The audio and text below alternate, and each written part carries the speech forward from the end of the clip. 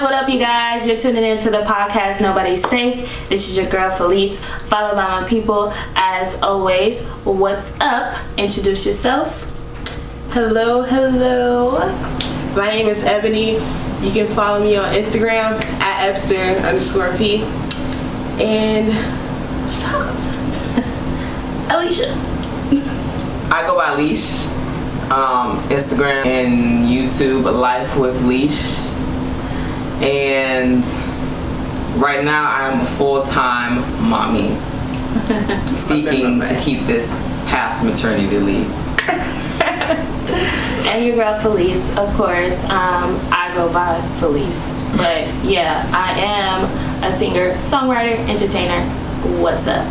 So we're here to talk to you for the first time. This is our first episode. We're going to discuss pretty much about ourselves individually, and then we're going to get into the topics about what's going on currently. So we're going to discuss Black Lives Matter. As you all know, we're all black here. So Sort of. we're all here together. So we're going to get into it. I guess whoever wants to go first. I mean, I've been going first. First time. So the topic suggested was what? Black Lives Matter? Yeah. And it was, what are you doing currently, or is what you're doing enough, etc., and also just some knowledge drops on the whole Black Lives Matter movement. I do want to put a disclaimer out that each opinion stated is our own. It's not maybe collective as the podcast Nobody's Safe, but it's each individual. So just saying that. What I say, Felice don't necessarily gotta agree with, Epster don't necessarily gotta agree with, but we're all here to speak our piece, and whatever you take away from it, I just hope that you open your heart to some truth. We're going to talk about Black Lives Matter. So my personal opinion about Black Lives Matter, I'm all for it. Everyone going out and supporting black people and everything that's going on within our black community. I may not be participating in the things that is going on, but everything is not for everyone to actually put into action.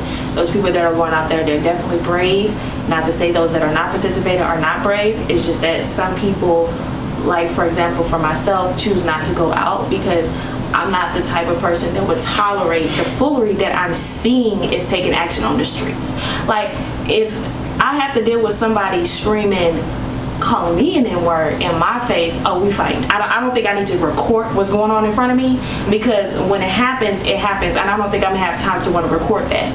So God knows I need to protect myself from the foolery, because I don't have the patience for somebody coming up in my face going crazy on me, because I'm not gonna let them. So I'm like, oh yeah, I'm gonna be in the house, but you can go out there and fight for me. Yeah, I support it. Nothing against it, and everyone that's doing. So that's an example of why everything is not meant for people, a lot of people to do. Even if it was somebody personally in my family that, God forbid that happens too, like, would I be out there? That's probably people's opinion to fight against why I'm not out there. Like, obviously the whole world is not out there. So, there's people going to be out there, and then there's some people that's not going to be out there. So that's just me choosing not to, because it's a lot of crazy stuff that's going on, and I'd rather just be away from craziness. Like, I'm not comfortable going out there and seeing what's going on, and like, what I'm saying? It's just not for me. But again, it's supporting it. Financially, I feel like we all live off of, we're all living off money. So I feel like the best way, what my friends were saying is that if you want to really fight for Black Lives Matter, we have to really get into these people's pockets that that try to bring us in to make them live comfortably or whatever. So I feel like it's the only way. Us going out there marching, yeah, that's a good thing. However, it's like, is it really putting a good effect to the the cause of what's really going on, like with the police brutality that's been going on for years? It really shocks me that what's going on that really exploded all this for the marches. It's like, okay, like it's been happening. Why this really had to spark everyone to like, oh, let's go out here, let's go, like, it's just been happening. I wasn't obviously old enough then when something like this else happened, and I think they was doing the marches and the riots and stuff, but it's like, okay, so it's just something that we really are not doing for it to just continue to happen. I mean, some things could literally change. For example, if like us being sitting on the back of the bus, it's like, how did that really like change? And financially it changed because of, you know, them like boycotting. Yeah, like, you know, when it came to money, like us just going out there and not really affecting these people's pockets that are doing things to us, it's like I don't think it's really gonna, you know, change it. I'm sorry. So I'm stuck on the fact that you said you're not going out there because you don't want to see the craziness happening. Yeah, I mean, I don't want anything crazy happening to me. So, and then I would have to like literally put myself in a fight. Basically, I would get into a fight with the way people are acting like that. And then at the same time, like, I don't want to be like around all these people because I already get annoyed being around like people like nah. But yeah, so what you're saying is correct as far as if we want to make change anywhere in a capitalist nation, you have to do something that affects the income, the flow of money, because that's pretty much what matters the most. Money. Exactly. Money. That's why the government decided to open up the U.S. back again, because of money, flow, blah, blah, blah, etc. Exactly. So yeah, as far as making change, I mean, when it comes to systematic racism and that whole situation and the journey to where we are today, affecting the pockets is definitely going to help, but there's a deeper thing at play here. So let me kind of backtrack. As far as Black Lives Matters go, I do believe that Black Lives Matter, along with, you know, every other life. Right now we're focusing on the Black lives because these are the ones that are being unfortunately sacrificed for no reason. But I don't support the actual Black Lives Matter organization, and the reason for that is because they are literally not doing anything for our black brothers and sisters. You can literally see on their website, go to their website, see where their highest donation is going to. You tell me if it's going to any black community. See where their second donation is going to. If you could just pay attention to even just when you click the word donate, the whole entire website changes. Like, it doesn't even say blacklivesmatter.org or .com or whatever it is anymore. It goes to actblue.org. So, I mean, that's a huge red flag right there. And it's crazy because what I'm starting to do now, when I see stuff, I'm going to screenshot it, because if you save a website, it changes when stuff changes. The issue, because a few years ago when it first came out, a few years ago, I don't know if anyone remembers this, please comment or DM me or whatever, but like, if anyone remembers this, when Black Lives Matter came out, I remember a lot of black individuals were just dismembering the whole organization. Why? Because it was headed by a white male. But now, it was a Nazi. You cannot find any information on it whatsoever on the website. Everything is just going back to the two black women that started it, and I'm just like blown, because I'm the type of person, when I read something, I remember, I retain that information, but I don't have the website. So it's pretty much, you listen to me right now saying, okay, Alicia, you just saying this, but ain't no facts. You're right, I don't got facts for you right now when it comes to that, because the internet is something that's ever changing, and domains unfortunately aren't safe. So going here from now on, I will be screenshotting things for you so that you can see that information, and it'll have some relevance for the future things when I reference back to it. But just keep your eyes open. That's all I have to say in regards to that, because unfortunately, even the whole world, since the whole world is participating in this Black Lives Matter, it's like they're being fooled into supporting something that's not really about what it's about. But that's the topic for a whole situation. Y'all wanted my opinion on Black Lives Matter. Black lives definitely matter. I believe that the way that we can help to fight racism as well as prejudice, since they are separate things, they are is they are different. Is to definitely hit the pockets. Definitely shop black-owned businesses whenever you can, which is all the time if you do your research and don't be lazy. But I ain't calling you out or nothing. Like, it's basically the same for me. Like, first of all, like Alicia was saying, I love black lives, obviously, like, hello. it's a shame I had to say that just to tell a person that I don't like the organization. But you know, if you don't say both, then they'll call you Self-hater. You're a coon. You crack a lover. Right. What is it? What's her name? Yeah, you're Candace Owens Jr. Right. I've been called that several times. My close relative, like. It was just like, no, that's not the case. I just I have my own way of thinking. But it's we're not sipping on the crack water they are. Right. This is the problem, okay? People say, because you know, I've talked to people about this, like what you're just saying, how Black Lives Matter organization does not support Black Lives Matter. And then people would say, well, I'm still gonna hashtag it and I'm still gonna wear it on a shirt because I still support Black Lives. And something I'm trying to get people to understand is that you're branding the organization by doing that. So you think I'm not purchasing a shirt directly from them.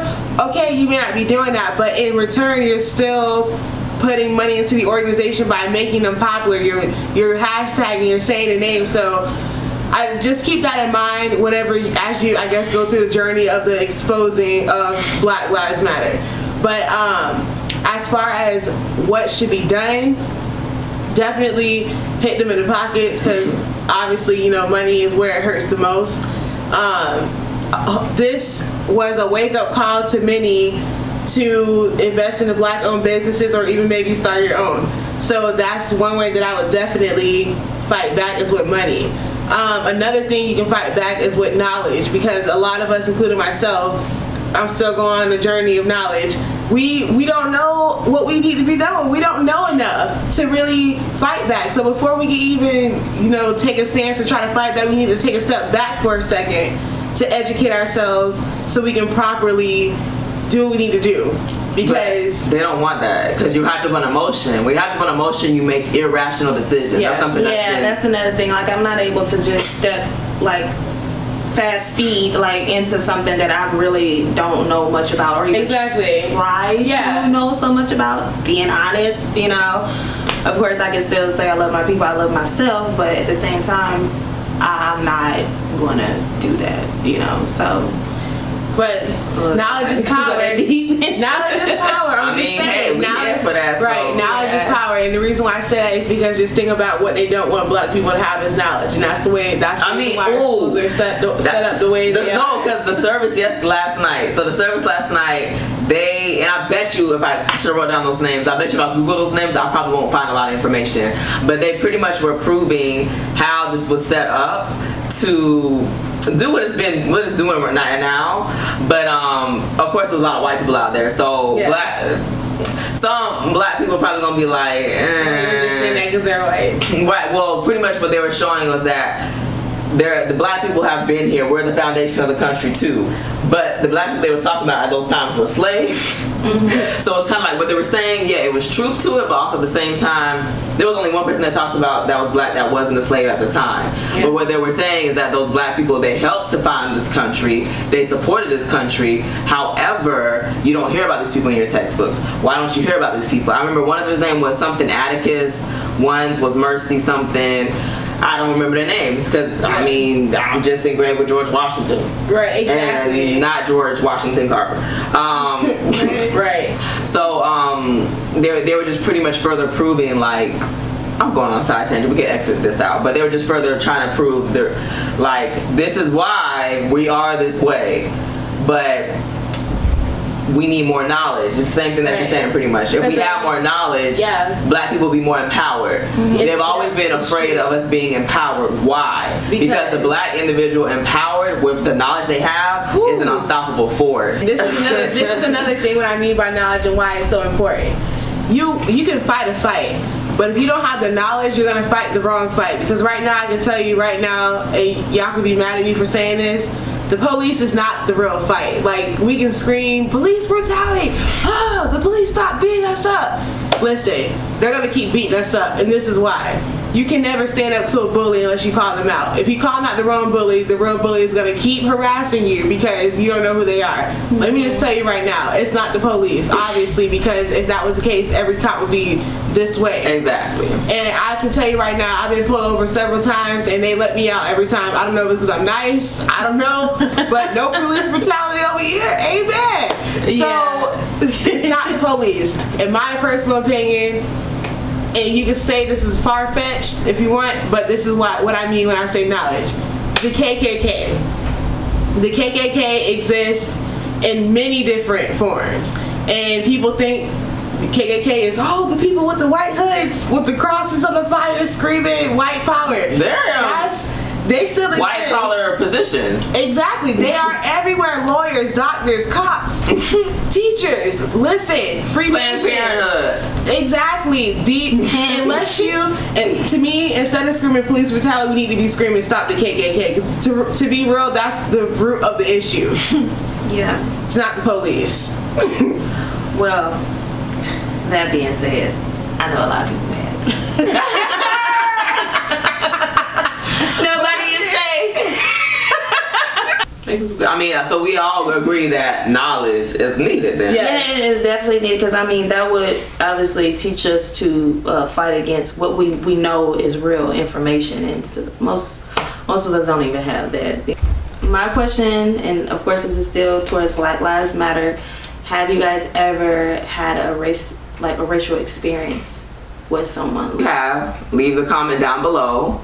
And we will definitely be sharing some of those in our next podcast. Yeah. For me personally, all my life I had to fight, man. Like, bruh, no. So. Is this a movie scene? I know it. I haven't even seen that movie. I just know that's the phrase. Yeah, I don't got my black card. That's something y'all find out. But so. For me personally, the most racist situations I feel like I've encountered have been honestly with black people. Here goes the people. Okay, no, for real though. The most racist situations that I've encountered have honestly been through like the media and television. If you don't know, I did model for a little bit. And even in that world, like if you get into that seriously, you can see that they look for certain things. Like when it comes to a Caucasian individual, they may have a better chance at getting with the agency based on their looks. You still gotta have those same looks, but you know they're looking for more of them. They're looking for someone like me. If it's somebody like me, they're looking for a set thing. Either someone that's deep skinned with prominent African features, which I'm not that deep, or if I do look like this, they probably want me to look more Asian or just more exotic looking. So it's like you experience the discrimination that way. But honestly, myself, like face to face, I cannot think of a situation where I've encountered racism with someone. I probably thought something like, man, they did this because they was white, but really they didn't do it because they was white. They did it because I was probably acting a fool. I used to be wild. The most racist experience that I personally have had is through social media and the actual news, like what we see in magazines, what we see on the TV screen. That's the most racist experience that I have. So I can't really say anything face to face. It's more of, for me, like, I can't really think of any. I mean, I've had a time where I think it has something to do with my race. In Georgia, I got pulled over by a police officer, and this is the only time that I could probably say it came close, but not like police brutality. That's just being extreme. But but just like a regular encounter with a police officer that I felt he pulled me over because I was in the car with an African American male that had a do-rag on with braids like hanging out. So you probably see him in my car, and pulled him over. Which, pause, how do you be seeing stuff when you driving by so quick? Exactly. Like, I don't see this. If I'm parked somewhere. Girl, I was on the interstate. That's one thing I will say. In Georgia, you know, different cops are different in every state. You know, it's more prominent with the KKK infiltrated cops in certain states than others. Florida, in my personal opinion, it hasn't really been bad for me. Georgia, that's another story. Because on my way to Georgia, I got pulled over. Just quick side note, just to give you an example of what I mean. On my way to Georgia, a cop got behind me, flashed his lights, maybe like a couple seconds in, 10, 15 seconds in, he ended up changing his mind and just driving around me and said, never mind. On the way back, I actually got pulled over this time. The cop followed me from the far left lane to the very far right lane because I was trying to get off. He pulled me over and he said it was for tint. And the reason I felt like it was some kind of discrimination going on is because as he told me that he was pulling me over for tint, he didn't even know what the rules were for tint. He was on his phone looking up what the tint laws were for Georgia. So I'm thinking to myself, so you don't know, but you pulled me over still. And they searched my whole car, like everything. That had a pill bottle in the car. It had, it was in my car for a while, so all the names and stuff, it was erased off of there. He was like, I know you use deodorant to erase your name off. Call the pharmacy and verify this prescription. I was like, well. Honestly, okay, so I live in Cali, and I'm from St. Louis. And I grew up mostly around black folks, and so it was hard to even experience that if I was always around my people. So I'm from the city, but when I moved to Cali, which was 3 years ago, I did, but I had to let the white lady slide because she was kind of crazy. Like, the people on the streets, like, I was walking with my head, because this is the thing, when I walk with my headphones, I mean, I don't know about y'all, but when I walk the streets with my headphones on, I'm not listening to music. This is not La La Land, while my dad always say, you always gotta watch your back, where you at. I'm not walking no street, especially not knowing, I don't know the street, this is not where I'm from. I'm not playing no music. I can't be out here just walking and listening to music. No, I'm not really listening to music, but I'm listening to people on the street. If you say something to me, what you say? But this lady had coming in word. I'm like, this lady lost her damn mind. But she was old and she was kind of like homeless or whatever, and she was just like yelling out crazy stuff. But it's not a surprise there about me even experiencing something like that in Cali, because it's like, it's California, it's Hollywood. And then another thing with them clubs out there is like, I don't understand them. Like, they want our people to be in the clubs, but then they want to discriminate at what people look like in a club. Y'all want to listen to our people music, but then want to discriminate against the type of people that you bring in there, and obviously the black people, and then all the type of women that they want to be in a club. We're in the dark for one. Why the hell do y'all even care about what somebody look like in the club? And I felt so like very low at that very moment. However, well, one of the girls, she took it to the extreme. One of the friends, she was doing absolute most, because first of all, like, the rules of going into a club, you can't wear open toe shoes or slide sandals or whatever, you know, regulations, rules, or whatever in the club. So I understood that. So I was upset, but then the girl I was with, just coming from another party, she went all out because she said she seen a white girl go in there with some flip-flops on. So I'm like, okay. I wasn't really mad, but then it did kind of make me feel some type of way, but she was going over the extreme, so it did kind of make me feel like they were racially profiling me. But little did they know, like, after all that arguing with the lady, trying to figure it out, them trying to get the owner to come outside so we could try to figure out, oh, you know, let me in the club. But I'm thinking, like, I mean, I got on flip-flops, so I mean, that's the general rule. But her fight was the fact that he let a white girl in. So I'm like, okay. But I did feel like I was being racially profiled because she went over the extreme. I wasn't even paying attention. But once we left, because the girl was doing too much, and at the point they didn't really want us to let us in, we walked away. I think the owner did come outside because they probably thought that if they did that we would just go, like, walk away and just let it go. But she was just arguing with the man, like, So we did eventually walk away because we didn't really want to wait too long, because the owner was saying that he was going to go get the girl. But after all of that, she did actually come out. So he actually did get her out, but I don't think they seen it. So it kind of made me feel good. But at the same time, the guy that wasn't letting us in, it's like the people in Hollywood, when they had those promoters, those poly promoters and stuff, they be at every club. So I seen him at another place, and I ain't like, because I'm like, it just seems like he be picking and choose females they want to get in. So it was this other place in West Hollywood. I ain't gonna say the place. I should, because they definitely, be acting funny with me. Ain't nobody safe. Right. They look, y'all don't remember. The security guard was saying that two celebrities was gonna be there, so that's why they was just acting funny with the type of women that they let in. And this was a day party, so I'm like, first of all, day party. I'm not like wearing a night outfit. Like, it's a day party. Like, you gonna really try to make it seem like I had to look at something. I'm like, okay. Talking about paying what? Nah. But any experiences I ever had was in Hollywood, and that's with casting. Like, I never thought that I would ever experience that. It didn't really discourage me, but it almost made me feel like I would get to that point by doing the audience. They discriminate against audience. How do you discriminate against audience? You don't have to put the camera on me.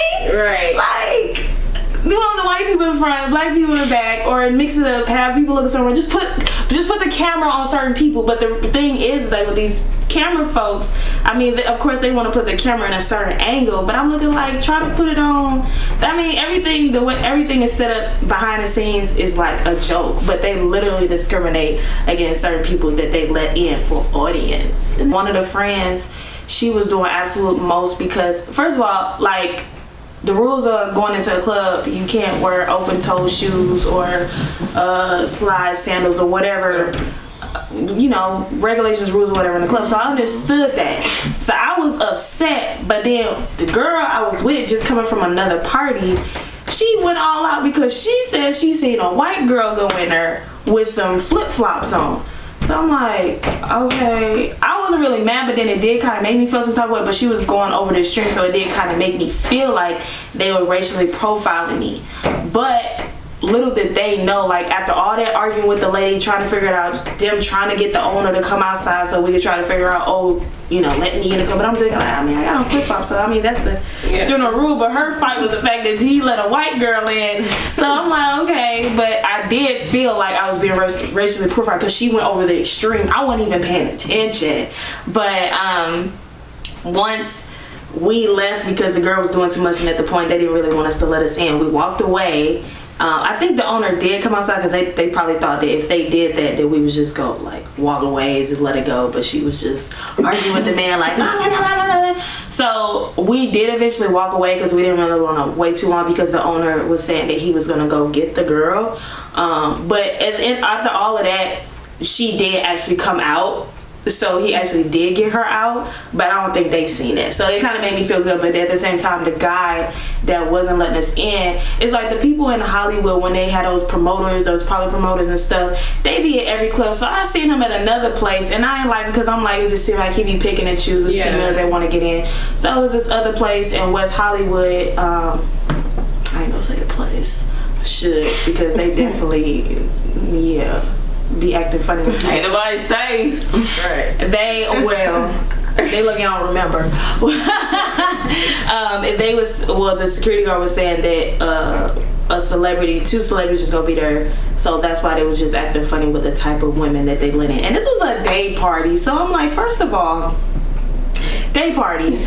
I'm not like wearing a night outfit. Like, it's a day party. Like, you gonna really try to make it seem like I had to look at something. I'm like, okay. Talking about paying what? Nah. But any experiences I ever had was in Hollywood, and that's with casting. Like, I never thought that I would ever experience that. It didn't really discourage me, but it almost made me feel like I would get to that point by doing the audience. They discriminate against audience. How do you discriminate against audience? You don't have to put the camera on me. Right. Like, you want the white people in front, black people in the back, or mix it up, have people look at someone. Just put the camera on certain people. But the thing is that with these camera folks, I mean, of course they want to put the camera in a certain angle, but I'm looking like, try to put it on.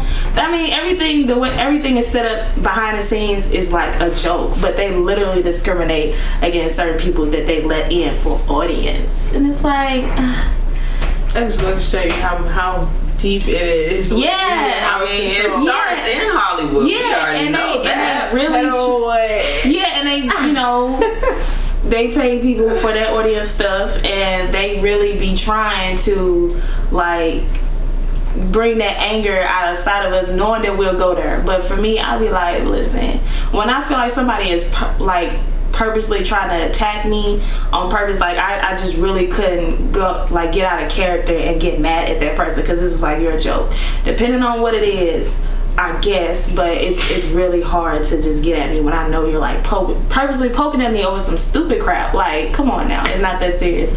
When y'all want to always be around us black people, y'all play our music in there, so it's just like, why y'all don't want us in there? Like, we the hype of it all, and y'all want mostly white people in there, but y'all play our music to hype the people. These people not gonna be hype. Like, I don't get that. So it's just, in Hollywood, not a surprise there, I just experienced the racial stuff. Not somebody calling me the N-word, but that crazy homeless lady on the street.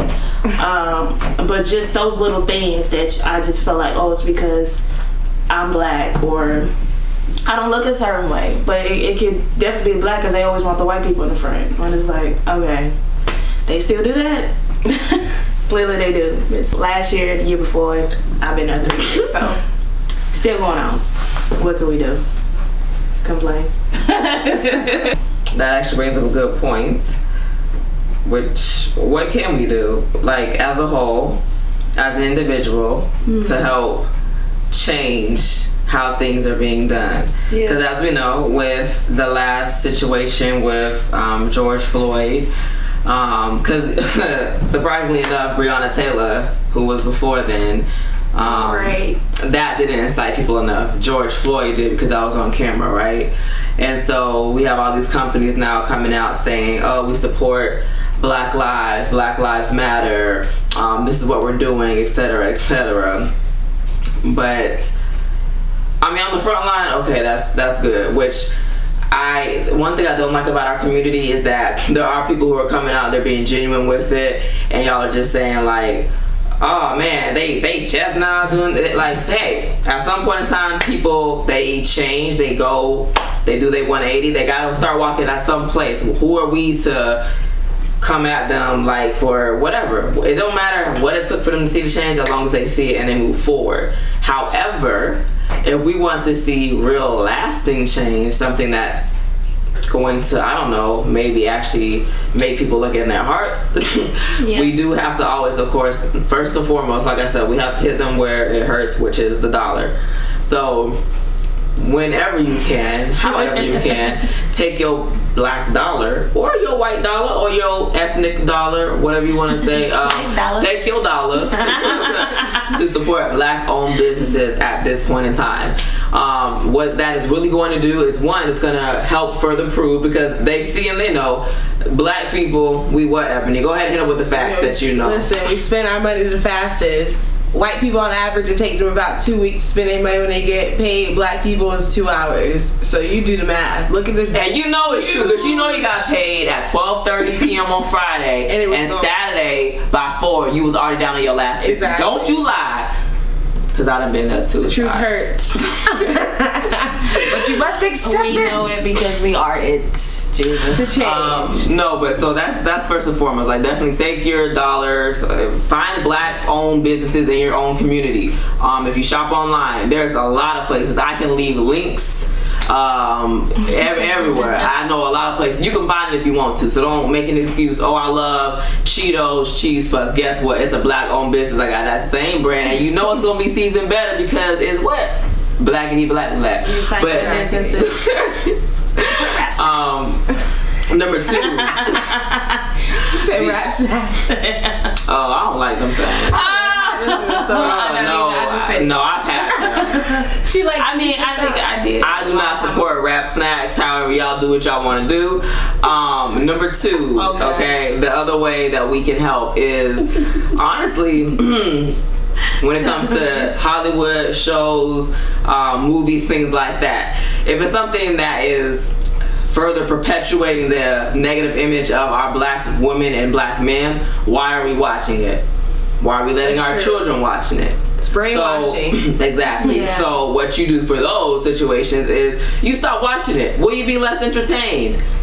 Maybe. But then maybe you'll open up a daggone book and actually get some real knowledge. Let me not come down though. So that's another way you can do if you want to see change, because everything that's going on right now is temporary. Yeah. Just like the last election with the Black Lives Matter. It's every 4 years, guys. It's yeah, like if you don't notice that, then seasonal. if you don't notice that, but no, for real, literally, start watching your black shows. We got Greenleaf on Netflix. No, don't watch her. No. Oh, never mind. Listen. Scratch that. Listen, look, I mean, to be real, you know, I watch Greenleaf. I still watch it, and I'm weaning myself off of it. Wait a second, they got a new season out? Yes, girl. Oh, Season, oh shoot, what's today? Today is Sunday. The new episode came on today. It's on Netflix. At 9. No, I watched it on Why not? Oh, why not watch? Oh, it's on the Oprah Winfrey Network, Yeah, so we don't know about Oprah. Okay. Yeah, that's why, you know, they canceled the season. Okay, so the point is, see, I need to investigate myself. I completely forgot it was on that network, and I've been waiting for the next season to come out. But it's okay. I'll be heartbroken not knowing what's going on, because I don't want to give it views. The point is, find those shows, which they do have them, that that are black created, that help to build up our black men and women, versus tear them down. Because what does that do as well? With a significant drop in ratings, it shows, hold on, what used to fly ain't fly no more. What is trending right now? Like what is being watched? Speaking of change, okay, so what do you got opinions about so far? Okay, so obviously we know we want things to change with, what people are putting out there. Our people is with how the police are treating us black folks, or some of the police's officers. So far, the changes that we have seen, and this is my opinion on that, but it's the little things that they are changing, is if that's gonna make us feel good. Some things that are changing, and it to me, the things that are changing, it's more like it's making it like a separation of us, and that's not like the point, obviously, of what the people that are supporting the movement. It's against the police, but the little things that they're trying to change, my opinion is that it seems like it's trying to separate us. Like, for example, on the top of my head, I can just only think right now that about the whole, like, the voiceover thing, the things that I was saying about, like, the white people not voicing, like, somebody that's black. It's a whole lot of the little stuff that they're doing that they're trying to change for us.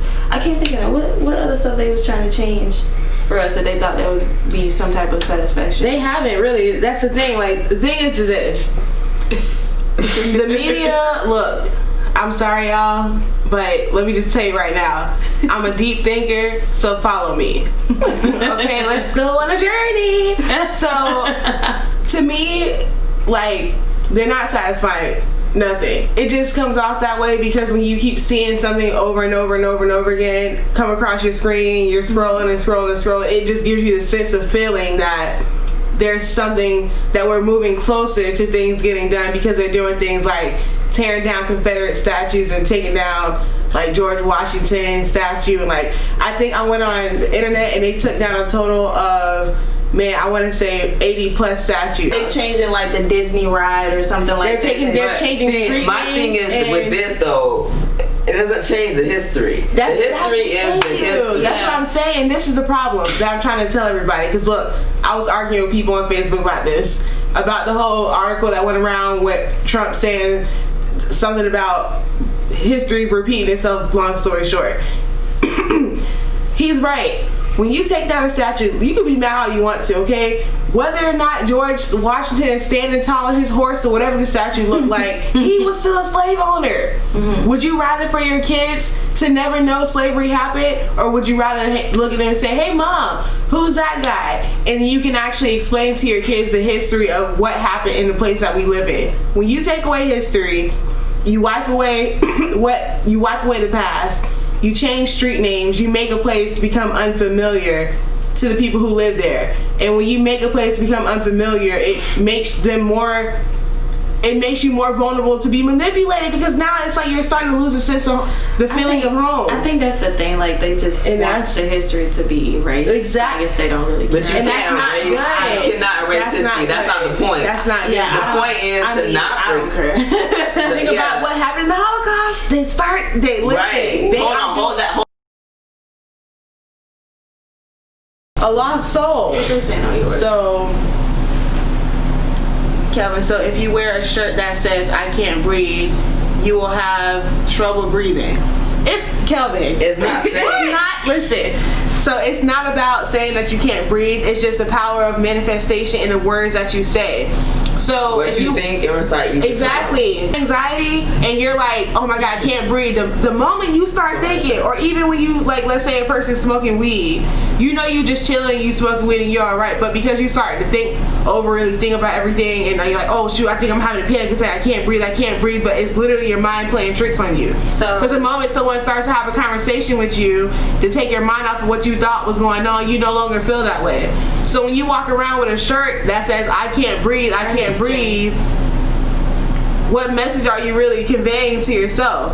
Yes, I understand, and don't get me wrong, I completely get the whole idea of where you're coming from when you do that. Believe me, anything that goes around in social media, I promise you, it seems like it's for you, but it's not. I always like to say, when you see any kind of alphabet agency say anything, or any person who you shouldn't be able to trust because you can't, run the other way and do the opposite. Because I'm trying to tell y'all, like, it's not what you think it is. It's not what you think it is. They're doing a lot of this, and they're not doing enough of this. So the fact that that is the case, that should be your number one sign to let you know that when people do this and not this, that you should not be doing and following everything that they keep telling y'all to do. It's just not a good idea. It's not productive. we gotta wrap up soon. Well, the final point is y'all need to follow us.